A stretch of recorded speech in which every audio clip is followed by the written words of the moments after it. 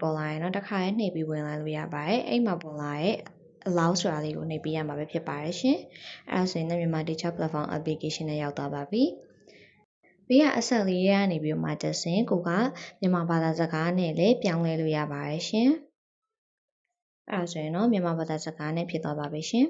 ပြီးတော့ရင်ကတော့ကိုပုံမှန်ဝင်နေကြ login ဝင်တဲ့အတိုင်းလေးဝင်လိုက်ရင်ကိုရဲ့ account လေးကိုတွေ့ရမှာပဲဖြစ်ပါတယ်။အဲ့ဒါပြီးသွားလို့ရှိရင်ကတော့အောက်မှာတွေ့ရတဲ့မူလကျွန်ုပ်ဤသင်တန်းအဖွဲ့ blog စာကြည့်ရိုက်ဆိုတာလေးရှိပါတယ်။ကျွန်ုပ်ဤသင်တန်းထဲမှာကတော့ကိုယူထားတဲ့အတန်းလေးရှိမှာဖြစ်ပြီးတော့အဖွဲ့ရဲ့မှာကတော့ကိုက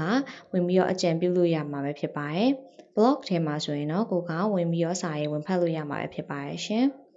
ပြီးတော့ရင်တော့ကိုတက်မဲ့အတန်းကိုအောက်ကစာကြည့်ရိုက်ဆိုတာကနေတဆင့်ဝင်ပြီးတော့မှအတန်းလေးရှာဖွေပေးရမှာပဲဖြစ်ပါတယ်။အဓိကကိုတက်မဲ့အတန်းကတော့ media and information ဖြစ်တာမလို့အဲ့ဒါလေးကိုရိုက်ပြီးတော့ရှာလိုက်ပါမယ်။ရှာလိုက်ပြီဆိုတာနဲ့သူနဲ့သက်ဆိုင်တဲ့ course တွေအများကြီးပဲကြာလာပါမယ်။အဓိကဒီချေကိုတက်ရမယ့်အတန်းလေးဖြစ်တဲ့ media and information literacy with focus on digital literacy ဆိုတဲ့အတန်းလေးကို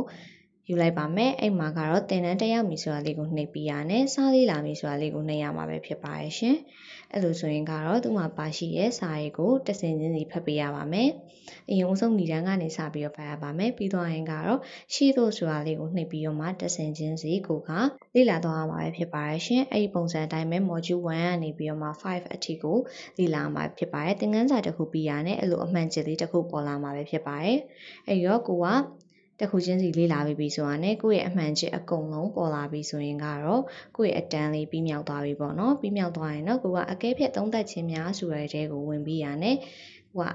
အဲ့ရမေကွန်းလေးတွေကိုဖြည့်ပေးရမှာပဲဖြစ်ပါရဲ့ရှင်ဒီမှာကတော့ကိုယ့်ရဲ့အမြင်အရာအလွန်သဘောတူပါသည်ဒါမှမဟုတ်လေဂျားနေသဘောမတူပါဆိုတဲ့အမြင်လေးတွေကိုဖြည့်ပေးရမှာပဲဖြစ်ပါရဲ့ရှင်အခုလိုမျိုးအကုန်လုံးကိုတည်တည်ချာချာဖြည့်ပေးပြီးပြီဆိုတာနဲ့ကိုကအောက်ဆုံးမှာပါရှိရဲ့တင်သွင်းမီဆိုတဲ့ဟာလေးကိုနှိပ်ပြီးရနဲ့ကိုယ့်ရဲ့အတန်းလေးကပြီးမြောက်သွားပြီပဲဖြစ်ပါရဲ့ရှင်။